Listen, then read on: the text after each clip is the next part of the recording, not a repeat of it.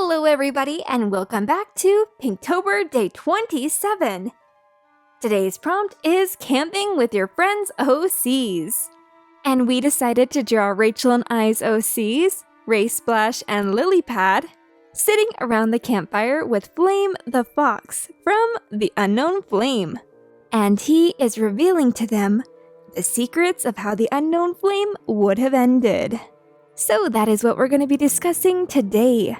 I'm going to be reading more from my notes of how the Unknown Flame would have possibly ended. At the current moment, the Unknown Flame is in a long hiatus, and we do not have any plans to currently continue it, but I'm excited to share with you some of these ideas for how the finale would have gone. So if you guys watched Day 10 of Pinktober, I did share some Unknown Flame secrets of what would have happened with Daisy's storyline. But back in Pharaoh Clan, trouble is brewing. Like Daisy revealed, Storm has rabies. And so we are back in Pharaoh Clan. We'll be reading these notes to you now. Back in Pharaoh Clan, clan stuff is going on. Echo, Storm's mate, wants to see him, and she asks Fang if it would be okay to bring her kits in to see him in Daisy's den. Fang says sure. Echo walks in and Storm is restlessly tossing. She wonders where Daisy is. Her kits are worried about him, and they ask if he's ever going to wake up. One kit says something negative, and Echo hushes them. One of the kits says, "Why did the dogs bite him?" And then suddenly, Storm is awake. But he's not himself. He's foaming at the mouth and talking crazy. As the camera, we see things from his perspective. And what he sees is that his family are dogs. Vicious, drooling dogs. And then back to the other perspective, Echo is scared. And she says, "What's wrong with you?" Storm says that he won't let them hurt the clan. "I won't let you kill any more cats!" He leaps at them, snarling. From outside the healer's den, Fang, Dusk, Ash, and Scar suddenly hear a scream, and then several more screams. And then Twig, one of the kits, comes out running by himself, saying, "Help! He killed Mommy! He's hurting them!" Dusk runs up to him. "What do you mean? Who? Who's killing them?"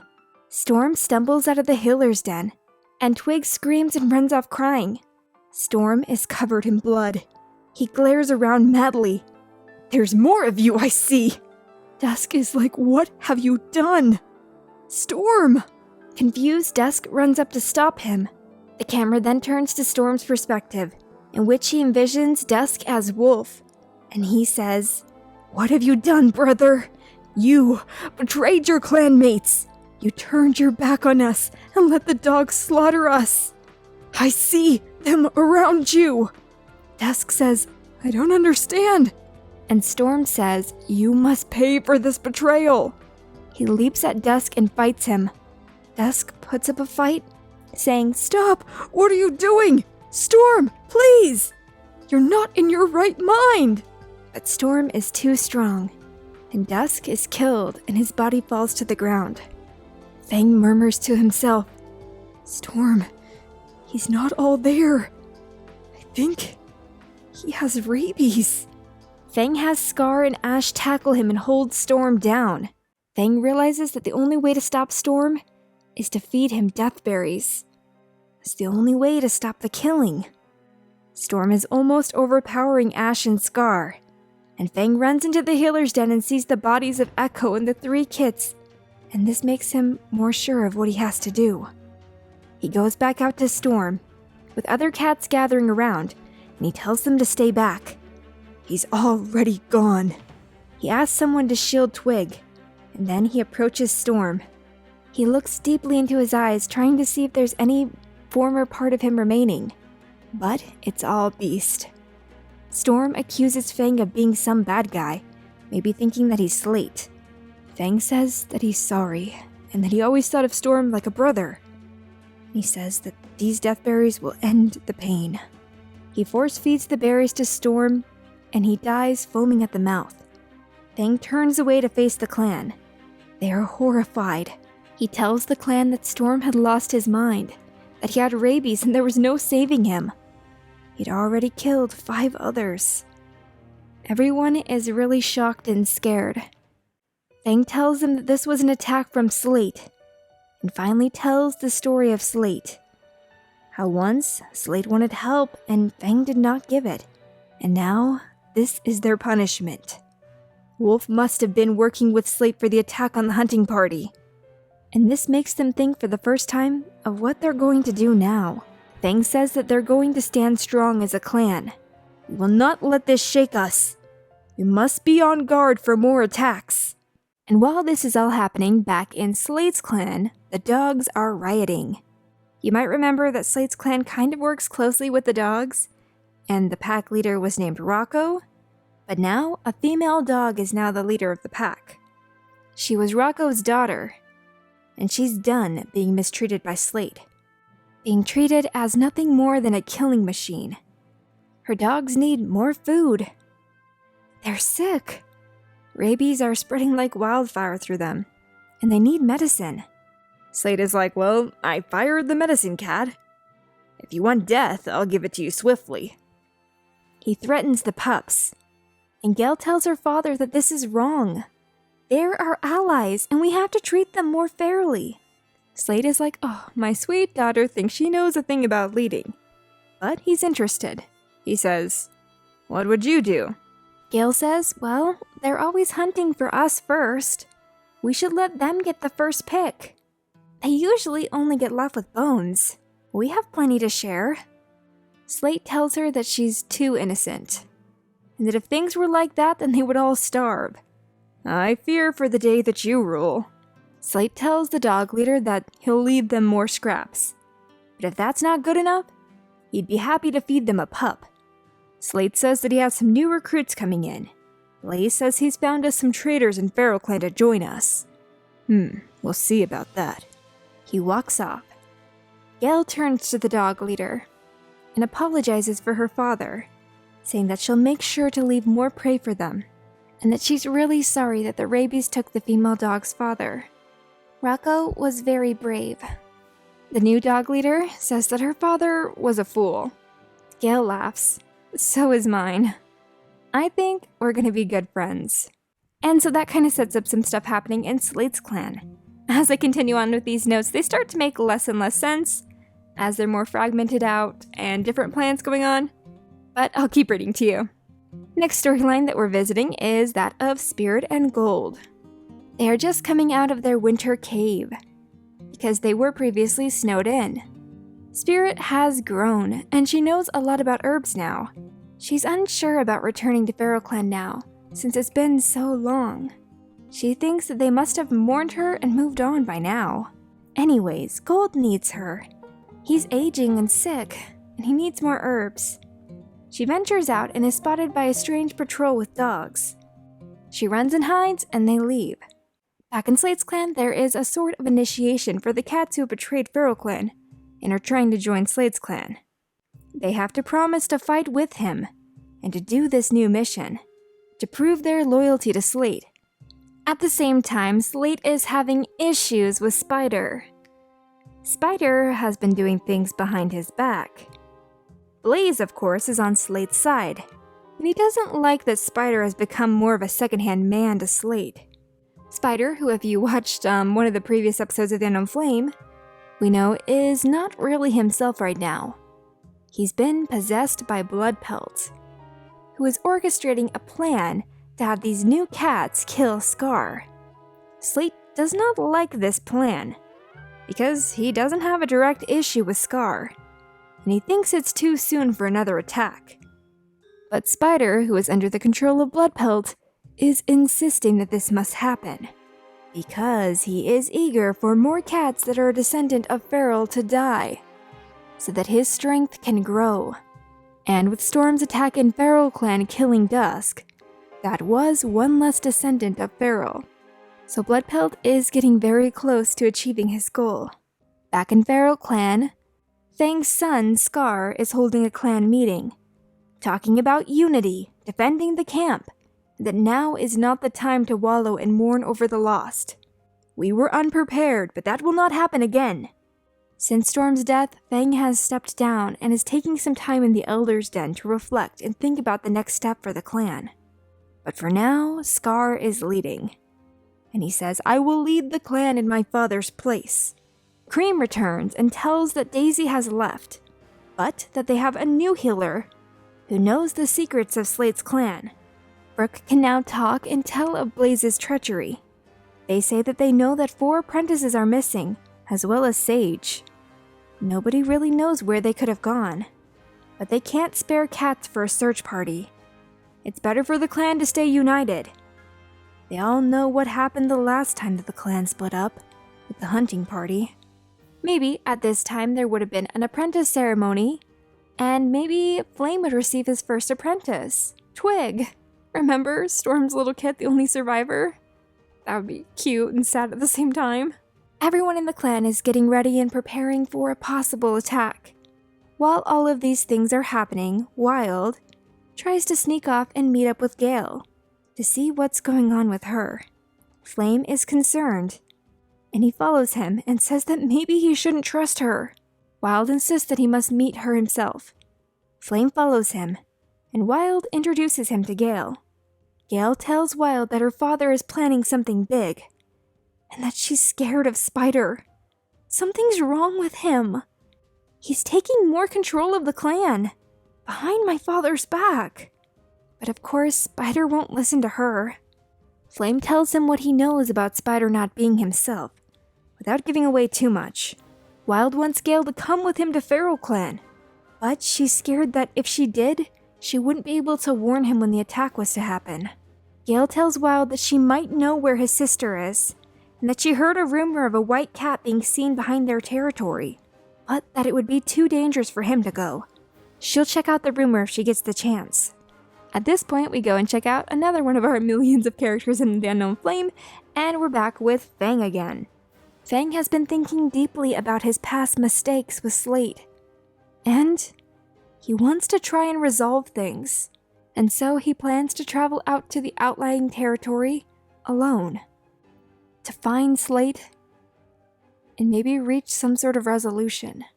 While that's happening, we maybe show Scar doing some stuff, like he's going out alone, and Sage comes back, saying that he found the apprentices. Scar wants to get the guards to help, but Sage says that there's no time, and they go off alone. Fang, at the same time, goes to Slate and talks with him. He says that he's sorry, and that he'll let him kill him if that's what he really wants. But Slate is not sure that that is what he wants anymore. They reach some sort of resolution, and then Slate remembers the attack on Scar, and warns Fang. Wild, Gale, and Flame are still talking, and a white female dog shows up. Wild and Flame are unsure at first, but Gale assures them that she's a friend. The dog says that there's trouble. She tells them all about a plan she overheard to kill Feral Clan's leader. And they all think, oh no, Fang! We've got to protect him. And so they go looking for Fang, but they can't find him back in camp. And they can't find Scar either. We then switch back to Scar and Sage running through the woods. They hear the scream of an apprentice, and they come up on a scene with Spider the Fox attacking the apprentices. But of course, it's all a setup. And as soon as they have Scar surrounded, Sage says that he's here to kill him, because he has that weird grudge about something relating to Willow and the hunting party and how Lion ended up with her and all that stuff. I don't know, it was a long time ago, it's hard to remember all the craziness. The two start fighting, and Scar holds off Sage. Somehow, out in the woods, Wild and Flame and Gale come together with Fang and Slate coming back together, and they all come upon this scene at the same time. Spider, who is possessed by blood pelts, leaps on Scar while he's being held down by Sage, and kills him. The first blood of Feral that he has taken for himself. He then attacks Wild, who has just come up on the scene, and Wild is injured badly and is close to death. Bloodpelt then drops Spider's body and takes on his own form. He's kind of a ghost-like see-through version of himself. He's weak, but he's triumphant to finally have his own form again. Flame asks the freed spirit of mourning for her help, and she borrows him her strength. And it's enough to make Bloodpelt flee, and he says that he'll be back, stronger than ever soon. These were some other possible ideas since all of this point is kind of like a possibility of what would happen. We also thought, what would happen if Scar was just injured and we went back to the clan with Spring? Maybe Spider was able to break free from Bloodpelt before the attack happened? And tells of his trance to the other apprentices in Sage. Bloodpelt is also controlling a lot of Slade's cats too. Gale is scared, and Flame, Wild, and Gale go to Spirit and help free the dogs. Those are some more ideas. Now I'm going to be reading my very final little bit of notes that I have here. And that will conclude all of my plans for the Unknown Flame, so you guys know as much as I ever did. So again, with that thought about Spring, she was one of Luck's friends. And so when the plan of the initiation plan, with them killing Scar, is introduced to them, Spring isn't sold. She talks with her friends later, and maybe they meet with other cats and dogs in the clan. Maybe Spring could tell Gale about the plan, and Gale could be very angry with her father, and she wants to go and warn Wild. Flame is working with Morning to see what he can do to help free everyone and destroy Bloodpelt. As I said before, Cream came back with Brooke, but we were thinking that we still needed a way for Gold and Spirit to come back. Maybe before or after Scar is killed, and Wild is badly hurt. Fang doesn't want to lead any longer, and Flame tells everyone the truth about his visions. Gale probably joined after Wild's attack and the apprentices are killed. Punished for joining Slate, we don't know. And we wondered what would happen to Sage. Spirit would come back to treat her brother. Gold may return as well, telling how sorry he was to have played a role in killing the leader Boulder. Gale gets the dogs on their side, and Flame tries to free the spirits. As unlikely as it sounds, Slade and Fang end up resolving their issues and fight Bloodpelt together. They probably both die in the final battle, but Flame is able to free the spirits and Bloodpelt's curse is undone, and he is killed, and the spirits of the cats who recently died have the choice to return to life or move on. Maybe there is a set few that can return, and it all ends with Gale being the new leader of her group of dogs and cats. Cream or Wild, or maybe a team leadership, maybe a council of cats now. Something not having to do with bloodlines, because too much blood has been spilled over that. And the council chooses a new death cat, which is Luck. And she is going to ensure that cats move on to the other side. And they realize that a good cat should have always been in charge of this important task. But, Bloodpelt's curse is not quite gone. Before he died, he cursed the land, so that every day they do not move from the land, someone will die. This has to do with Death's Hollow, and that they must leave. And Flame tells them all of a place that his parents had wanted to take him, but that they had never made it that far. He will lead them there. Spider is back as himself, and is no longer evil. All of Bloodpelt's hate and spite made him realize that he wants to be good. And Flame and him are reunited. Spirit is super focused on becoming a good healer for her clan. And everything ends with the dead cats finally departing with Luck. Morning thanks Flame for his help, and she's so happy that her and Fang are reunited as spirits. And now, they are no longer Pharaoh Clan, and they are heading out as one group to find their new home. And it's evident that the prophecy did come true. Flame was that light that led his clan from the darkness. So yes, there you have it. All of the information you might ever want to know about how the Unknown Flame would have ended. I also hope that you guys enjoyed today's artwork. I especially love it because it gave me a chance to talk about all these cool Unknown Flame things. I love Ray Splash and Lilypad's funny expressions, and I hope that you guys at home have similar expressions as you hear about these crazy things that would have happened in the Unknown Flame.